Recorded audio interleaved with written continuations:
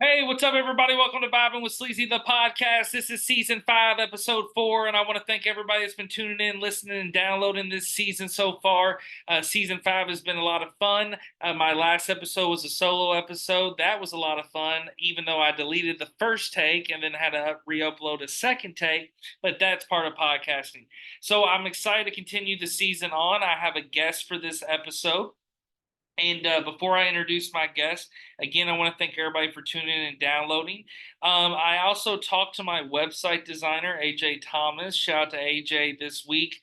He will be uploading some new adjustments to my website, vibingwithsleazy.com, and all 4 seasons are up. So if you want to listen to any of the past episodes, go in, listen, tune in. All 4 are up, and then he will put 5 up as soon as the season's over. So I just wanted to let everybody know.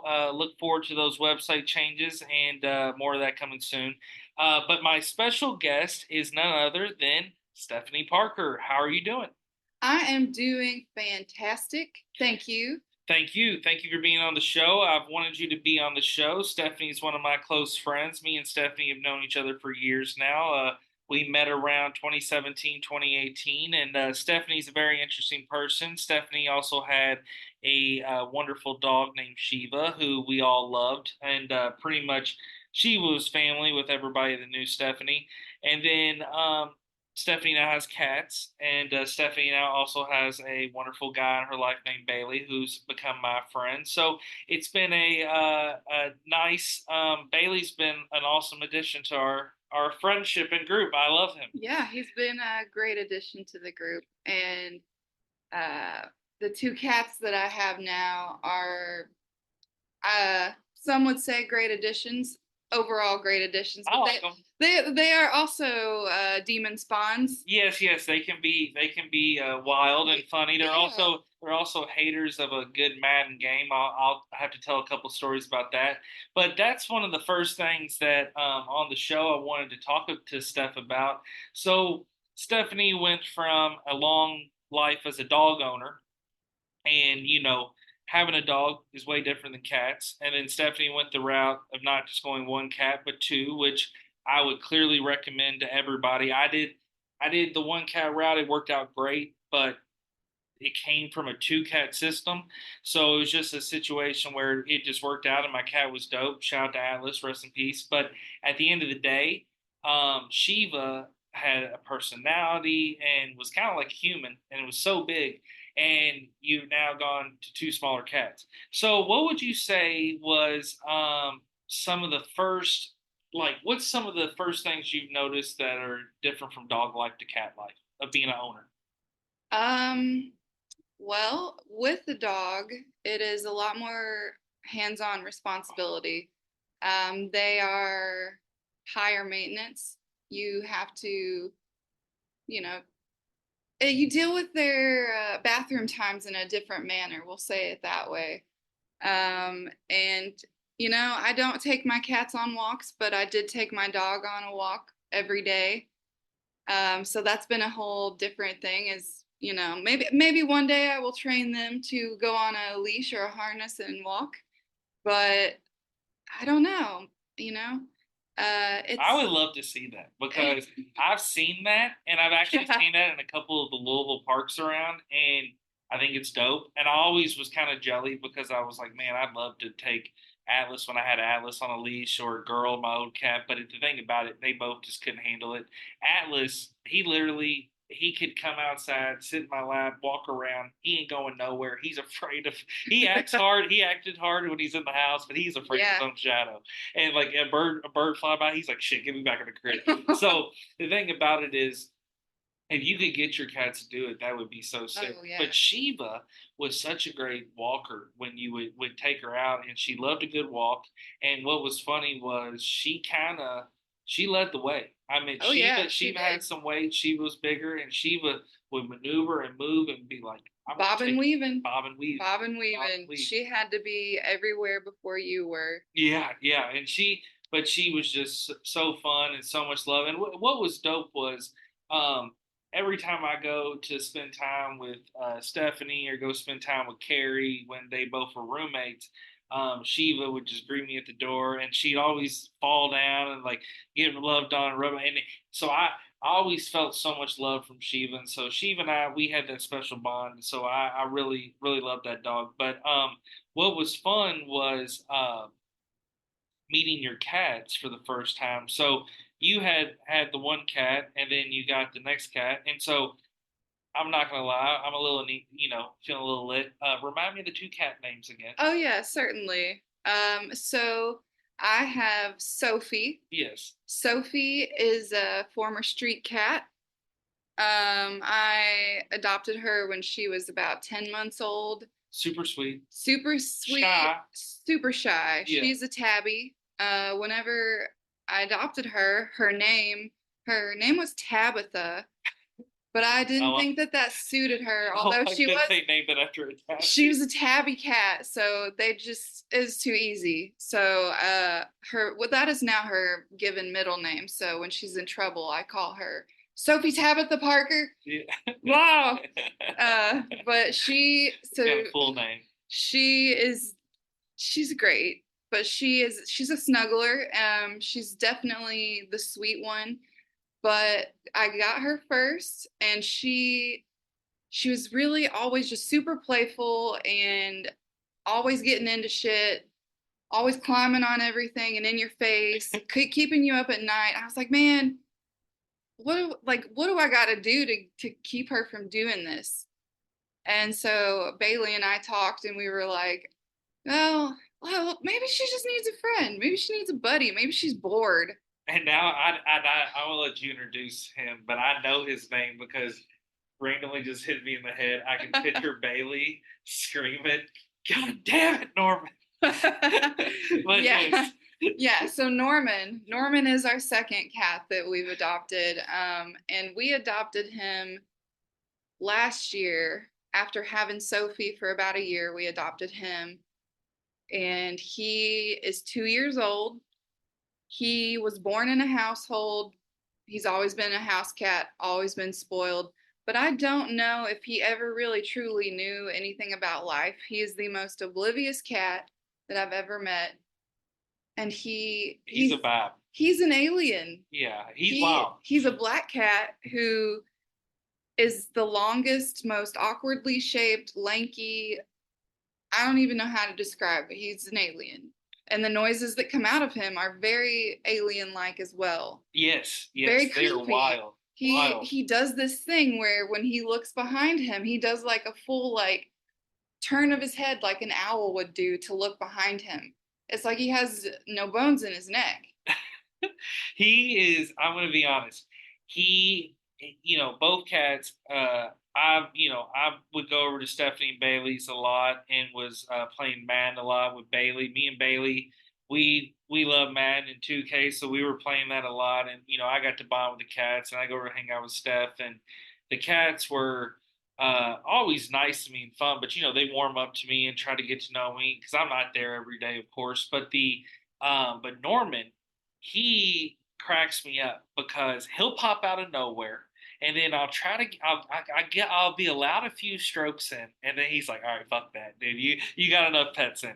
And then Sophie, yep, she tests the waters with me. She'll get close to me and she wants to feel me out, and then she's like, oh shit, he notices me, like I gotta move. And so, but they're both fun. I like getting the laser pointer thing out that y'all had, and seeing them go. They're a lot of fun on that aspect. And for me, I always loved pets. I dog sat when I was a kid, but I never had like pets besides like hamster and fish growing up because my dad, he just literally is allergic to like fur and like he just can never breathe. So my I've never got a dog, so I've always had the apartment deal, and I've always just did want to put a dog in an apartment. But the cat deal, I had to, and then I went to just Atlas, and I couldn't believe how much it fucked me up. So it's still hard for me to like get another cat. One day I will, and I'm going to do the dueling pair or get the two pair. But it's man, it was just an adjustment of having a cat in my life. So like when I got with Sydney back in the past, and then even being by myself after we broke up, I was like, man, I'm still a cat owner, through all the changes. And it it's like having a kid. I swear to Oh, God. it totally And is. even though people are like, "Oh, cats are so," my cat was like a goddamn dog, and I swear he was very bougie. I had to change his litter box like every day. Um, very, he wanted certain things, and he had little toys he played with and certain shit like that. So, I had a unique cat situation of owning a cat, but um, the thing about being a cat owner, it's just it's fun and they come in for love, but sometimes they don't want love, and so you just Oh got to yeah. read the room with them. But also, what I used to like to do is just sit around and sit there, just get baked and watch him just explore and see him look around and check things out. And you're just like, what the fuck's he looking at? What's he see? Oh, they But see things. They definitely see they things. see that's another thing I was gonna say. So I love ghosts and shit. You've known this. I'm into paranormal stuff. I've had ghost encounters. I swear I've had it at friends' house. I've had it with my cats.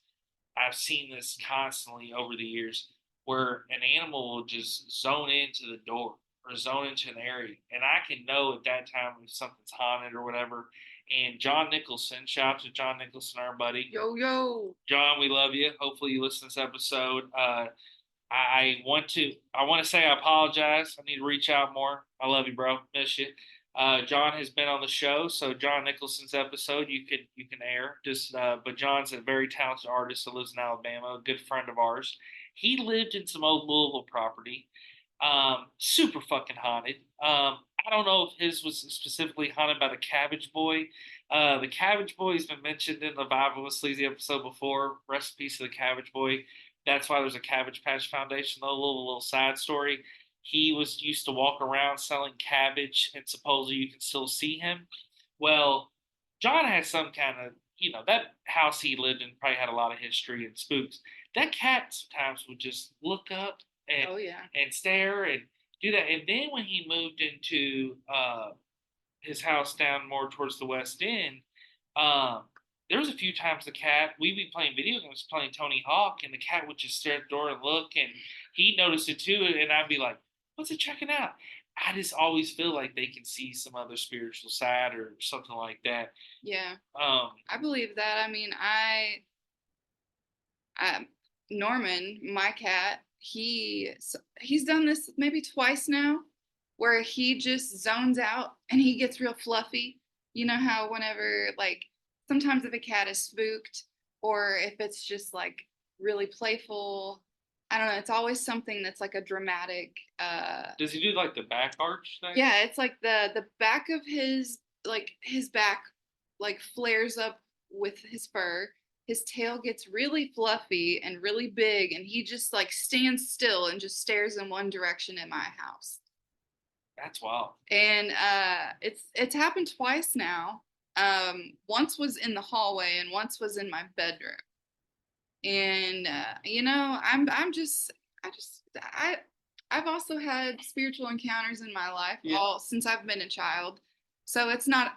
We It is not. you and I both are kind of the people like we Yeah. go with the flow with the encounter. We're not Yeah. like we're just kind of like Don't they're make a there. deal Yeah, about they're it. there. It's like they're a part of this realm as much as whatever. Yeah. They're here. Maybe they're not. Maybe I'm But hallucinating it. No, but I don't I know. believe in it. I believe it. I support what you're saying. Yeah. But I think it's fascinating that The your cat animals does too. that. Yeah. But he's Got zoned that into sense. something. Yeah, there's Yeah. there's sense. They say that with kids too, and that happened one time. Crazy story. Shout out to Eddie Rice. He's also been on Vibing with Sleazy. Check out his past episode. Eddie, though, one of my good friends, and his brother Larry. Larry also been on Vibing with Sleazy podcast. Listen to this episode. Larry has a son named Dawson. Well, when Dawson was a little boy, me and Eddie used to have to watch him when we were in our 20s. Like, we babysit him. And Dawson was a cool kid. He played video games with us. He's that like I try to remember his age at the time. I think he was 7, maybe 6 or 7. No. He probably younger than that, probably 5. We were having to watch, probably 5 years old, but he can talk and he got personality and he was always hilarious.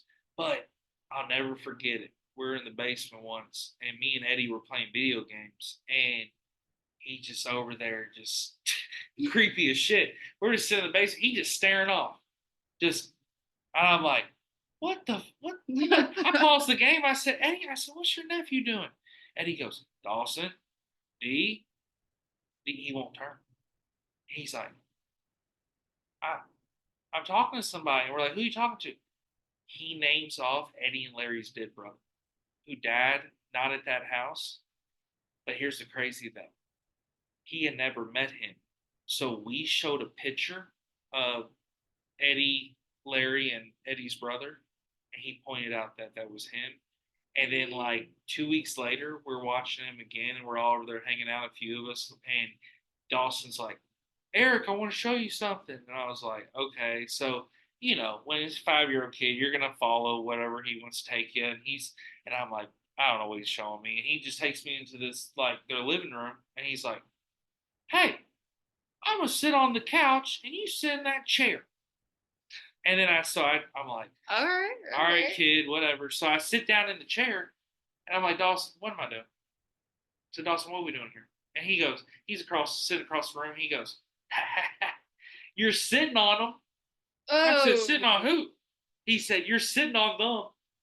I got up, I ran. At that point, I never entered that room again. And the feeling I got was so overwhelming. Um, I've done paranormal episodes on this show before. I've talked about this in my outside, like, my personal life. I've seen some ghost stuff, like you said, you've had some encounters too. That kind of stuff makes you just wonder, what does it that animals and kids have that natural um, sense that adults don't really have anymore. Maybe we lose it. Maybe we lose it at we times. lose it with our innocence. Yes, maybe. Here's maybe. Here's another crazy thing I've seen lately, talking about the way basically animals, like, just kind of their sense interaction. A lot of zoos now will be taking their animals, their herbivore type animals. They'll be taking them out on walks and stuff now, which is really cool, and they get to explore the zoo and see stuff. But they'll take them to all the exhibits and kind of let them interact and see. Oh, yeah. And some of the animals, they're allowed to interact. Well, of course, they can't interact like lions stuff. But the lions will, like, come to the glass, and the meerkats. And it's funny seeing how every animal behaves differently to that animal. So they walked, like, I believe it was the Cincinnati Zoo or the St. Louis Zoo was walking one of their warthog pigs around, and it was like on a leash, and it's just smelling and going around, and you see like 8 meerkats just checking it out, like, what the fuck? And it's moving everywhere they're going, and they're like all grouped together, like looking, and then the lion's just like this, swatting his paw. It's just crazy, the sense of animals. Yeah, animals are so interesting, and they do have their own ways of acting, and it's pretty interesting to watch it. Truly, It is, and I just love animals as a whole. And talking about owls earlier, I had always seen owls at the zoo or on TV, but I was on a hike maybe 2 years ago, Cherokee Park in Louisville, and I looked up in the tree and I saw an owl. Oh, and to see the way their fucking head moves, like you brought that up about your cat, the way an owl's head moves, it's fucking mind blowing. Like, I can't believe they can do what they do. It's pretty crazy. I've actually seen owls in that park as well. I walked Shiva in that park occasionally, and we came across a guy who was looking for them. He was a photojournalist for Courier Journal, I That's think. awesome. And he was looking for a nest of them. He was like, they're here. I know they're here. I've taken their photos, and I've been listening for them. And sure enough, he was like, oh, look, they're right there. And he was like able to like zoom in on it with his camera, and he showed me, what I couldn't see. They were camouflaged so beautifully up in the tree. And so I got to sit there and chat with him for a while about that, and it was just really amazing to see that. And when I used to live in Old Louisville as well, and I would walk around Cherokee Park often, and there was a family of owls that lived in that park. Central Park, you mean? Central Park there? Yes. You said, yeah. You said Cherokee again. Oops. No, you're fine. I'm just making sure. I was like, okay. Old Louisville. Oh, Louisville, yes. Central Park, Old Louisville. My bad. No, you're good. You're good. We're baked. It's good. Anyway. So yeah. There are a family of owls that live in those trees. And I lived in that house for probably about 3 years, maybe. Yeah. And in the course of the 3 years that I was there, you know, a whole family of owls. I don't even know what you call a family of owls. Do you know? Is there a hoot? That was a hoot.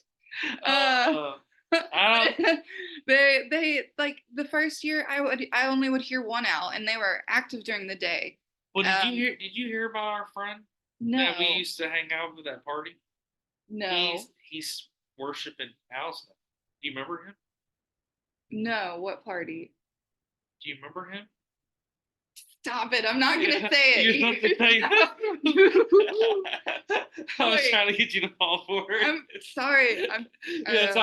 When I say remember him, you were supposed to be like, who? And then I was going to be like, actually, I fucked up the joke. I was supposed to be like, it's a girl. And then when I say you remember, and you're like, who? And then I'm like, whatever. Anyways. Typical owl humor. Oh yeah, the owls in Central Park. Yes. The first year I was there was only one, and then as time went by, the next year there were like 2 or 3 owls. Holy shit! Yeah, and it became like such a known thing that I would be walking in the park, because I would walk my dog in that park probably like 4 times a day. Yeah. And there would be people like looking for them and like communicating with them. That's awesome. Hooting at them. What?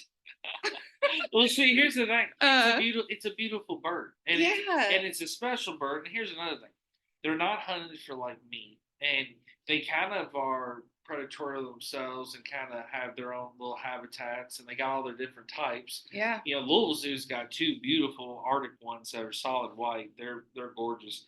So it's like these birds are cool, and they I guess reproduce, you know, and they're probably in all these parks protected areas, so it's like they're able to reproduce.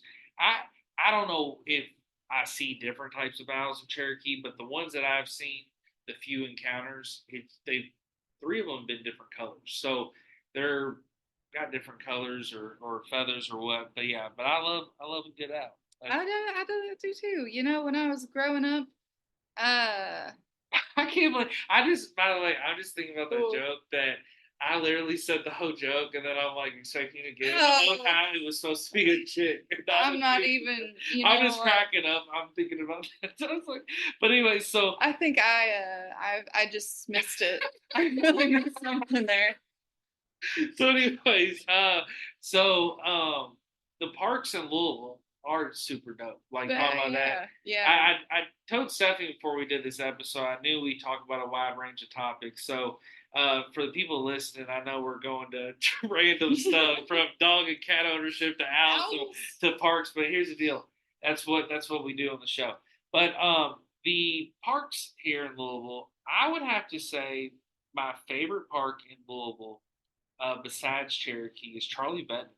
They have done Charlie Bender big. So shout out to Charlie Bender Park. They now have some nice, legit stuff. And I can't believe how many fucking parks in Louisville have these mini airplane, toy airplane flying fields. Oh, nice. Charlie Bender does. So does, God damn it, I'm going, Tom Sawyer. So here's the thing. One day, I'm having a really bad day at work. And I'm like, fuck work. I'm going to go to the park. So I just walked around Tom Sawyer. And I'm walking around, and I'm just like, I'm wanting nature that day. It's like a Wednesday. I'm just overworked. I just want to be in nature. So I'm walking around, got a nice walk on. Everybody's doing their own thing. You know, everybody's solo in the park. And I see these fucking deer. There's like 10 to 20 deer. And they're like coming at me. At this point, I'm like, fuck it. They're not going to do anything. So I walk up, and they're just kind of just like around me. And I'm like, I like laughed. I'm like, I'm one with the deer. But then I knew there might be one that wants to bite my fucking neck off. But I was just like, zombie deer. Yeah, those weird deers. But I looked at them all, and I was like, all right, they're vibing. So I walked by. They kind of went past me. Then a few scurried by. Then I saw a couple with antlers, and I was like, I need to get close to this tree. So I kind of went by this tree. Well, I started walking. And I see a few signs, and next thing you know, I hear, there's like 20 motherfuckers lined up flying these airplanes. I was jealous. Now I want to get one of these airplanes and start flying around these parks because I didn't realize there's like this flying airplane community, and it's dope. And like Do you have to have like a pilot's license for that? I don't know. Like, here's what's crazy. I walk up that day, and this old dude's flying his thing, like his plane. And I went around where they were flying, and he let me check it out and what he was doing. But he says his plane could go for a long time, and he sees that. And here's what's crazy: it's almost like a drone. They have like some of them have like screens, and so I might have to get into that. Also, um, it's crazy to me that uh, like I back as a kid, I thought this would blow up more, and maybe it's now still a thing. But I had a car, like a model car, and I painted it, designed it, or whatever. And there was this store in Louisville where I would go. It was called Toy Trains and Hobbies, and I'd go up. It was in on It was, Bardstown Road, and I yeah. go up and I put my car on this track, and it was this big ass track in the back of the store, and I'd race people up there. And I'll be honest, maybe that still goes on places like that, but that was fun. And now I'm starting to think maybe I should get into toy airplane racing. Hey, That'd there's be a wild. community for everything. I swear, and I'm always willing to try something, but that shit fascinated me. And I was just like, man, Louisville parks have some crazy stuff. They do. So I want to now talk about something that I brought up before the show. I have now a new love. It is Ollie's. So, what is your thoughts on Ollie's, the store? Well, it can be a bit overwhelming for those who are unaware of the chaos that they are about to enter. Yes. It is a gym as well, though. You can find some solid things there, but you could also find some not so solid things there. They have everything from cookbooks to uh shit, Water hoses, water hoses. patio furniture, They got everything. those little snake looking noodle things that you put under your door when it's cold out. Yeah, Pillows. toys, They got Dutch basketballs, ovens. footballs. They got socks. they got crayons. They got pencils. And here's the They deal. got puzzles. Here's the deal. Sponsor me, Ollie's. I'm shouting you out now. But I'm gonna give while you're on this episode, Steph, and since I brought it up, I'm gonna do a Louisville Ollie's review with you real quick for the listeners. Sure. Shout out to my Louisville, Kentucky people. And if you have an Ollie's bargain outlet, which my people in Nashville, you have one, and I know some cities got them. Basically, what it is, it's closeout shit. It's stuff that fall off the truck. It's stuff that overstock. It's you name it. But yes, you can find some gems, and I've been finding the fucking gems lately, and I'm gonna brag about it. But one Ollie's really disappointed me. So the Ollie's on Preston Highway.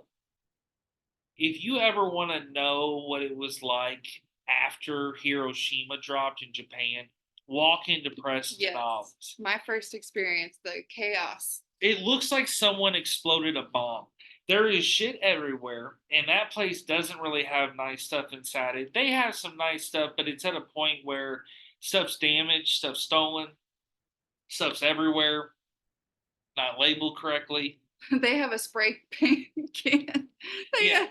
they have a whole like aerosol spray paint can aisle, and it's nothing but like paint all over the shelves, paint all over the floor. Oh, half, yeah. half of the cans have been open and probably huffed. By everybody that lives in that area. Because I'm in that area a lot for work, and I'm like, this is crazy in here. And, right next to the candles. Yeah, right next to the candles. And then the only thing that's lit in that Ollie's, they got the bobblehead Ollie at the front. So he's like 3 foot tall. And, it's definitely something worthy. But I was like, I got to get out this bitch. Yeah, he's creepy. Like, he's probably creepy at night or you're the one that opened in the store. And you walk in Ollie's and you're like, yo, Ollie. You're the only other one in there. And the head's just bobbling, and it's this 3 foot tall Ollie. And I'll be honest, if you ain't paying attention, that's one of those things. It's like that Ollie probably be a lawsuit where you like bump into it, and it's so bulky and big, you fucking blow out your knee because the Ollie. That'd be crazy. That whole shopping center, I hate. I did a conference call there a few months ago, and this dude rode up on a bicycle while I was on my call. My car was locked. And he started knocking on my trunk and yelling, "Give me $1, give me $1." And I got in my car and I went crazy. I was like, "Fuck you, get the fuck out!" He said, "I'm sorry, I just want $1." Then he just drove off. Then he went up and started doing it to other cars, and I was like, "This place is nuts." There's better ways to ask for $1. Exactly. So, but this Ollie's bargain outlet, not lit, but no. You know what's lit? What's that? Okay, I'm gonna tell you about the second one, which is the Dixie Highway Ollie's. It's lit.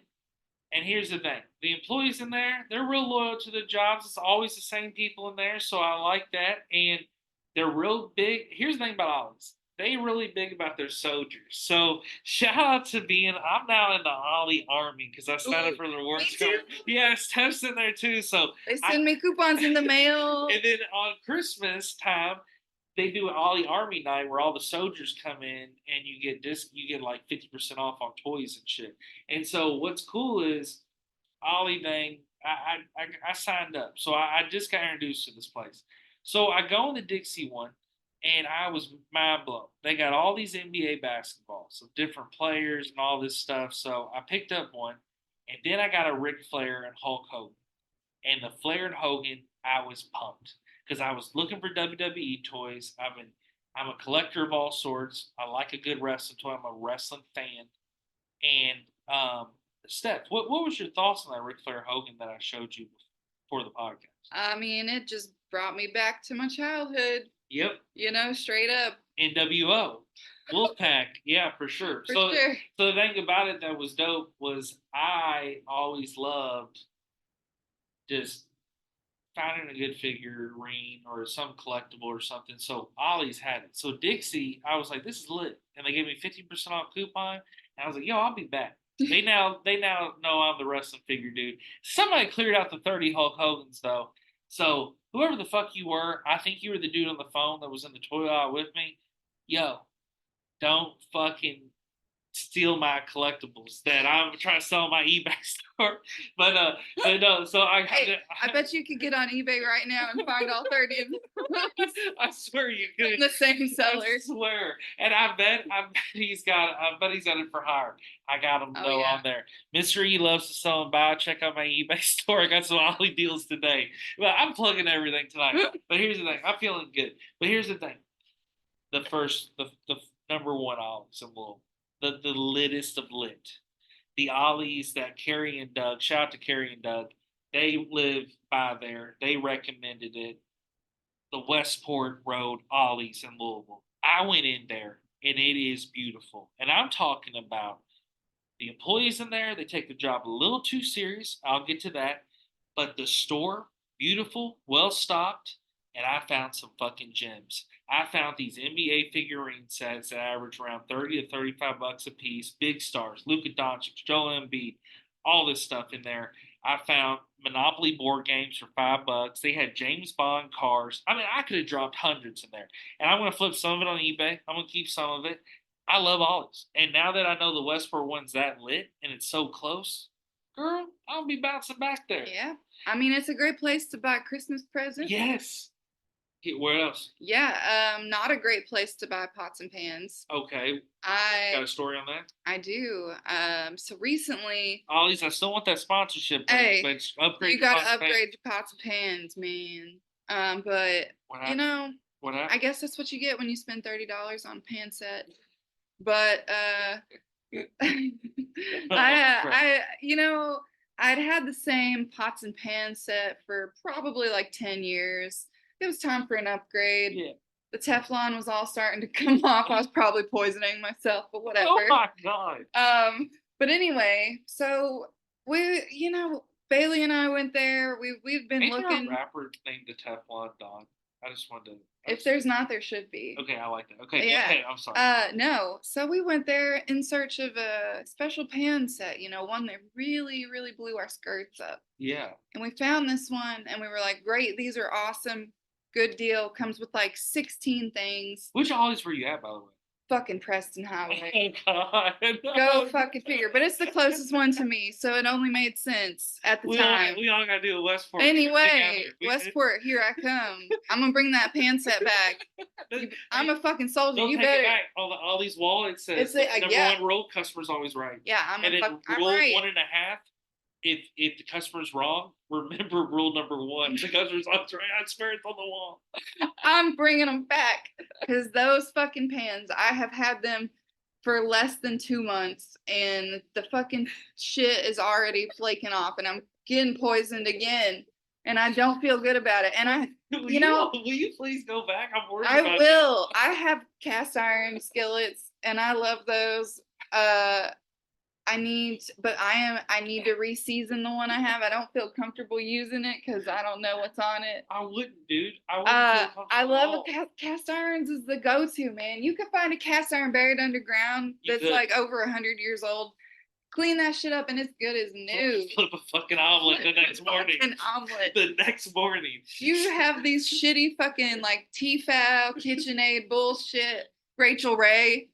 Fuck that. Oh yeah, that's another thing you see in Ollie's. You'll walk by like I don't have a pet, but I walk by, you see fucking Rachel Ray dog food and Rachel Ray making my dog. Rachel Ray be making dog food now. She be trying to get her finger in everything. She finger fucking everything, but Rachel Ray, like that those pallets of the food and the candy. Here's the other thing. All that candy they be selling at Ollie's, some of that shit scared me. It's season. You see Halloween stuff right now at the end of February. Happy Leap Day. I swear I looked at one and it was Space Jam 1997 Reese's. And I was like, Ollie's, what are you doing here? No way. Yeah, some kid's gonna buy that thinking Michael Jordan's on there, then he's gonna get choked over the expired chocolate. Couldn't even get the words out. But the thing about it that's crazy is I am just mind blown. But the Westport Ollie's went hard. They got $30 board games for $5. And here's the thing: I was looking at it and I'm like, this place, it's a gold mine in some aspects because if you get the right people in there, it's cool. But let me get back to my story, which I got to get back to the point of how people forget or how they take their goddamn they take the job too seriously. So, my apologies. So the thing at all is Westport. I think that's why the store's legit. So I got to give them the love for the hard work. But yo, they were fighting today up there in the front. A little bit of some aggression over a goddamn printer receipt. So I'm sitting there in the aisle, and I walk up, and you got one guy checking out, another guy checking out. They're two dudes, and he goes, "Michael, I hope you're not running out of printer paper soon." And Michael's the older employee, and Michael goes, "Probably run out of printer paper soon, boss." And the lady ringing up there goes, "It's only me and her allowed." So I'm thinking that dude's gonna say, "Hey, move to my register." No, he's counting some till or some shit. So I get behind the old lady. I'm sitting there. Michael goes, "Boss, I think I'm getting down to the last receipt paper." He goes, "You better not be running out of receipt paper." I'm like, "What's so serious about this?" And then she just keeps going, "You better give me a receipt." And I'm like, "What is going on?" So I just want to check out. I'm ready for her to go over the fucking counter. Next thing you know, the manager goes, I'll switch out your printer paper, Michael. Back up." They go to switch it. He can't figure it out. He looks at the lady. He goes, "You might just have to leave with no receipt today." And I was like, "Oh my God, this is getting serious." She goes, "I'm not leaving with no receipt. I will have my receipt." He goes, "We can look at my number. Look at the rule up there." That's where he pointed out that Ollie, the customer's always right. So I was like, "Girl, you all." So I tried to make it easier to transaction where this is where I learned to mind my business. I said, "Hey, customer's always right. Ollie's, you be good, girl." She was like, "I know, but I just like to have paper." Like, "All right, we'll get your paper." So he's like, "You want me to write it down? You write your transaction number down?" I said, "Good Lord, this is getting crazy." So I said, "Hey, you want me to try to change the printer cartridge?" He goes, "Dude, I don't know what the hell is happening here with this thing." So Michael, the guy that he won't let touch the printer, the old man goes, "You never let me show you." He pulls the plastic piece out, throws it, and goes, "You need to remove that first." And he goes, "Sorry, Michael." Next thing you know, Michael printed paper. All Michael wanted was some fucking paper. Michael didn't want the job done for him. So I get up to the counter and I said, "Hey, you don't need to take that. You change your printer paper next to me." He says, "I do everything myself." He said, "Dumbasses." He said, "That guy's a manager." Next thing you know, he rang me up. He said, "Sir, you better drive safe home." He said, "You enjoy these collectibles." I said, "Thank you." And then I said, "Hey, is it true the customer's always right?" He said, "Customer's always right." And I was like in a real good mood. And then I got in the car and I just went, whoop, got back on the road, went back to work. But I'll say this: shout out to Ollie's sponsor. But Yes. Give me some fresh pans. Yes, get you some fresh pants. Actually, just I don't know if I'll buy more there, but we'll see. Let me say this. So I was driving in your neighborhood, your neck of the woods, and I saw the Dairy Castle, which you have worked at one time, and I saw that they were hiring, and the season's coming about. And I just have to ask, how many orders do you think you took this season there at Dairy Castle? How many do you think they go through Oh in a Lord. summer? You know, there are numbers, and the person that I previously worked for has numbers for everything. Everything from how many hot dogs we sold to how many bananas were used, like for the whole season. But I don't know how many orders I took, but I could tell you I worked probably over 1,000 hours every season, Wow. and I was there for 8 years.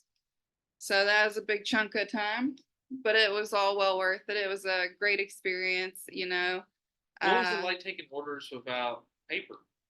Well, it was a lot of memorization, and Do you still use a lot? You feel like you use that now? no, not really. I think that it just kind of came natural to me. I maybe I do in just different ways. Yeah. Like it's all really about like organizing things in your brain in a way that makes sense. So like if somebody tells you an order and you know it's like kind of jumbled up, like they're like, "Oh, I want a small hot fudge sundae. I want a hot dog with ketchup, mustard, relish, and onion. I want a chili dog with shredded cheese, mustard, ketchup." You know, you got to figure out a way to organize that into your head so that after you've taken their order, taken their money, and walked away, you can then go back and make it the way that they wanted it. Because as Eric said, we did not write it down. We did not have a display screen telling us what the person had ordered. Sometimes it would be something small and simple like a medium chocolate shake. Sometimes it would be a $30 to $40 order. And you know, it's not to say that we didn't write things down. Sometimes we would have like a whole lacrosse team show up of like Ooh. 30 people, you know. In that case, we would maybe write it down. But you know, got to give us a break every once in a while, right? But it's definitely a lot of memorization, not an easy job. It's fun and it can be simple, but it's you know, it's challenging. Yeah, I was impressed, and I had to bring it up because that was a big part of your life, and I've always was impressed to see you and others in action. I was actually very lucky one year when I worked at Leo. I was Dairy Castle's first customer of the year that year. Yeah. And so that was super sick. And I remember what's hilarious. Shout out to Bob Phillis, good Bob, a DJ in town. He tried to call me out that post and it cracked me up. I love Bob. He was like, dude, I was the first customer of the year. I was like, no, you weren't, bro. He went to Dairy Dell, so he mixed it up. Yeah. No, we weren't talking about Dairy Dell. We were talking about Dairy A Castle. lot of people mix them up, and you know, shout out to both of them. They both have a great community like backing, and they both do really great things. But I gotta stick with my Dairy Castle. It's in my home St. Joseph neighborhood, you know, and I might be a little biased because, you know, I worked there, but I know it's good. You know, a lot of people, they work places, especially in the food industry, they see like the grit, they see the true colors of the place, the backbone. Yeah. And sometimes it's not a great experience and it makes you realize how shitty a place is, makes you realize how shitty their product is that they're putting out there. And then you don't ever eat there again. Yeah. But with Dairy Castle, I mean, shit. Even after I stopped working there, I still go up there get me a chili dog. Oh yeah, it goes hard. And Love it.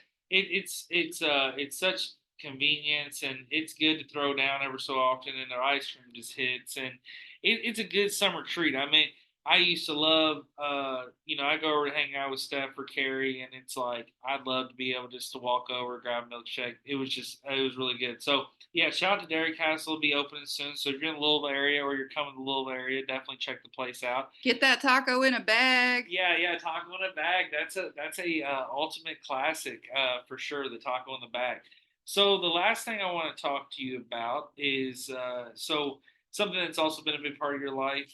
You've been always fascinated with nature and trees, at one time, correct me if I'm wrong, you did surveys for like the city with people about like trees and like coming to their door, and like you also planted trees and done that stuff. So it wasn't working for the city. It was a tree group, right? Yeah, so it was a local nonprofit called Louisville Grows. And I originally started volunteering with them. And what they do is they go to a lot of like the red line district areas and areas that have like limited access to resources. They also go to areas that have a less dense tree canopy. And the idea is to fight what is known as the urban heat island effect. And what that is it's basically scientific proof that living in a concrete jungle makes it hotter. It Yeah. makes the environment change. And it also can have an effect on trees and the tree canopy, and what species we have here. Because what we have here that was planted 50 or 60 years ago is now kind of suffering as it gets hotter. Every year it's hotter downtown, it's hotter in the West End, and that's just fact. And every year, the tree population is declining. And global warming's getting worse and worse. And it is. And so Louisville Grows is a great organization. They work with volunteers and communities all across the whole city. That's awesome. And they plant trees for people. It's mostly private residences, but sometimes they do it for, churches, for schools. They work with other programs. They work in cahoots with, the city sometimes, and with other tree organizations. And they get shit done. That's beautiful. And like they can plant 1,000 trees in a year. And maybe that it doesn't really seem like a lot, but the thing is like it's not for changing the world slowly. It's not for our generation. It's for the next generations to come, because the reality is these trees, these beautiful trees that we have now, are not going to be there in 50 years. You nailed it. That's 100% true. And I want to kind of go off something you said. There's a few people, I won't mention names, that I've interacted with just in my life that have kind of live more of a selfish mindset. Don't really think for the future, think about changing stuff for the better. And it always is frustrating to hear that. And so I agree with you. It's important for the future. It's important because it's only going to get worse. Heat's only like just the environment in general, and also it's important for animals, wildlife, the community. There's a number of key aspects that it does. So yeah, I really glad that you brought that up and saying that. But I also think that slow impact, it pays off. And what also is cool, I'm just glad as humans and as just living in this world, we aren't at a point where there's people that haven't given up yet. When it does get worse and it does decline, you have organizations like this that are trying to make it better. And not only are they at the forefront of doing that, they're also educating people along the way. All these volunteers that we have show up to these community plantings. They're learning something. They're taking something back with them that day, because it's not like we're going there and we're doing the planting for them. We're showing them how to do it, and we're doing it with them actively. And that was a great experience for me. So I volunteered with them, and then I eventually became one of their field crew members, working for them, paid position. And I did that for a couple years, and I helped them work on some projects. And then, unfortunately, a contract that I was working with them ended, and I had to move elsewhere and look for another job. But I knew I wanted to stay in the tree industry and kind of like the horticulture field, because that really, just seeing people and the people out there and their relationship with trees. There's a lot of people who just don't know.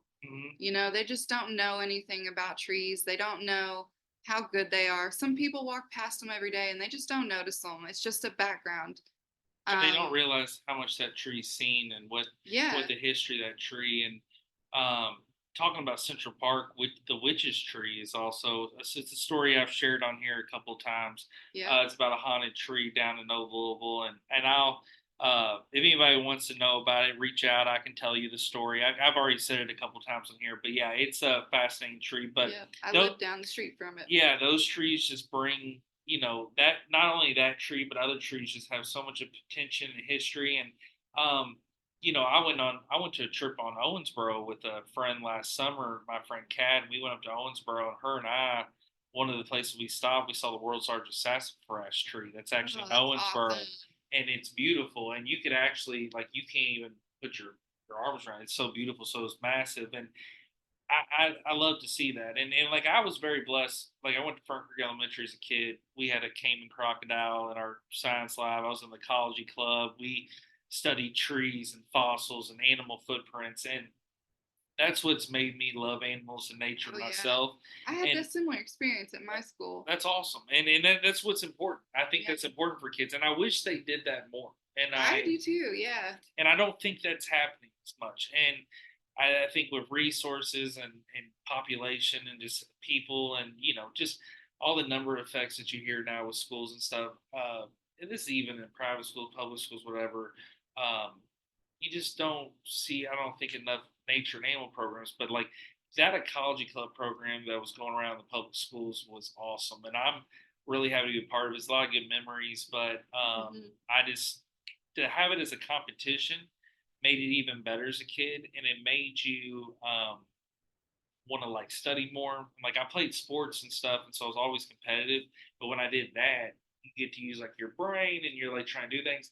And what's crazy is while you're learning all this shit, you find a new appreciation for it. And like I I'm the type of person where like if I see somebody like fucking up a tree or like pulling bark off or doing crazy like yo, don't do that shit. Like there's yeah. certain ways to handle trees. So even Oh with like yeah, arborists, like I have an arborist that works for me. He's told me that cuts down trees for us that are dead or need to be taken off properties or city violations. And he's taught me numbers of things about trees. yeah, And he's fallen in love with them just from working in yeah. that And I industry. mean, that's ideally what my goal is.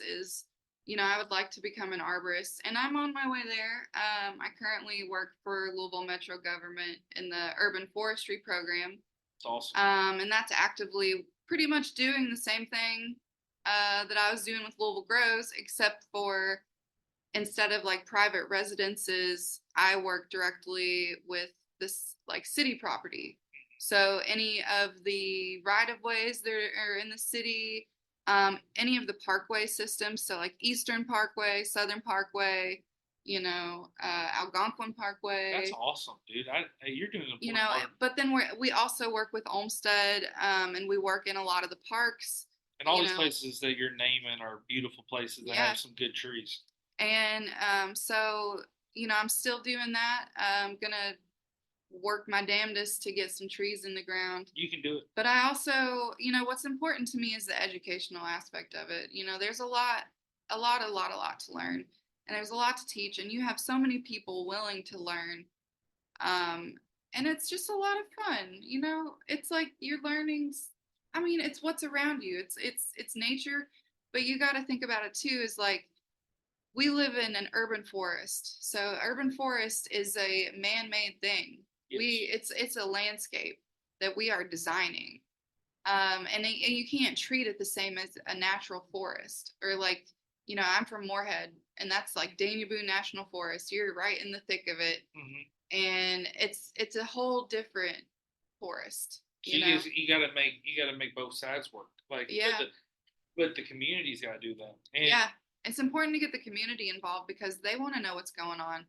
And, it's important to develop a good relationship with the people in the communities. And it's really, that's really what it's about. You know, they and want to know. and when you say education, the thing that's really key right now in our society now, in so many aspects, misinformation's been horrible, especially with just the way the internet blowing up and all that stuff. And correct information is so important and factual information. So you're completely right. Like passing Yeah, education down and passing it down to people that care is the reason programs continue, charities continue, yeah, the grow. Because if there's no education on it, then people aren't going to care. You have to make someone aware of something to make them care. And so it's just it's super important. So thank you for the work you do, and Yeah. I think it's important for people like you and people like me as well that are more giving back to nature, the future, and that's the way people should be more now mindseted than being so selfish. But I want to thank you for being on the show. It's been a blast, and this is definitely should have happened sooner. Well, definitely. I hope to have you on in a future episode. My website, vibingwithsleazy.com. Visit that. Check me out at Vibing with Sleazy, the podcast on Facebook, Instagram, and also reach out at vibingwithsleazy at gmail.com. Show love, support, rate, subscribe, leave 5 stars. You can hear this on many platforms, and definitely spread it. And if you want to buy a T-shirt, go to What Makes You Smile Gallery and Gifts on Bonning Castle in the Highlands, and there's some Bible Sleazy T-shirts left.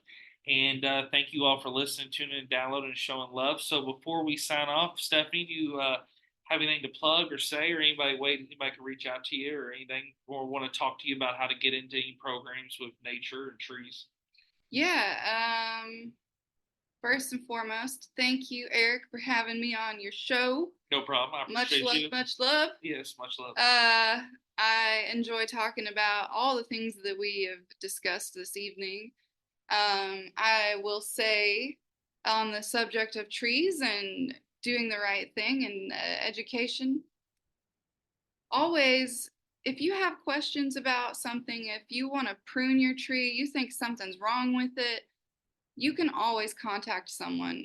You know, contact Louisville Metro government. They have arborists on site.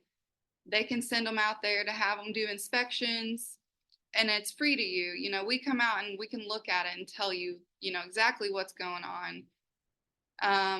Don't volcano mulch your trees. Don't be one of those assholes like most of the other landscape architects out there. Don't volcano mulch your trees. It will kill them. And if you want to know how to properly mulch a tree, just look it up online. It's so easy that information is out there. Utilize your resources. There's also information at any of the community centers. You know, there's information galore. Take advantage of it, please. And don't be afraid to ask questions. There's no stupid question. Just take care. Great message. I like that, and it's a great sign off. One of the best sign offs we've had. But I want to thank everybody again, tuning in, downloading, listening, and showing love. And look forward to more season 5 episodes coming. And this is Vibing with Sleazy, the podcast. We are out. Peace. Peace.